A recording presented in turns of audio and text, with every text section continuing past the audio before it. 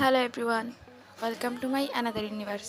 সকালে ঘুম থেকে ওঠার পর আমার প্রথম রুটিন হচ্ছে আমার গাছগুলোতে পানি দেওয়া।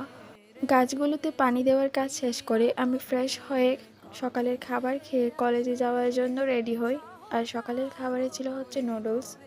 আমি সব রকমভাবে রান্না করা নুডলস খেতে পারি। কলেজে আসার পর প্রথম ক্লাস করে নেই, তারপর ছিল অফ পিরিয়ড। দেন আমি ক্যান্টিন থেকে চা এবং কেক খাই।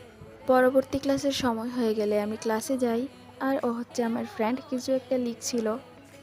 সবগুলো ক্লাস শেষ করে আমি বাসায় আসি। বিকেলবেলা আমার হঠাৎ টক খেতে ইচ্ছে হলো। বাসায় একটা আম ছিল আর আমি এটা দিয়েই আম ভর্তা বানাই। টক খেতে আমি অনেক বেশি পছন্দ করি, বিশেষ করে কাঁচা আম, কাঁচা জলপাই এগুলো বেশি খাই। আর তোমরা সবাই আমার পেজে লাইক এবং ফলো করে দিও। সন্ধ্যার নাস্তায় ছিল বার্গার, যেটা আমার ভাইয়া আমার জন্য নিয়ে আসে। আর রাতে ছিল আমার প্রিয় খাবার বিরিয়ানি। আজকের ভিডিওটি এই পর্যন্তই। ভালো থাকবেন সবাই। টাটা, বাই বাই, আল্লাহ হাফেজ।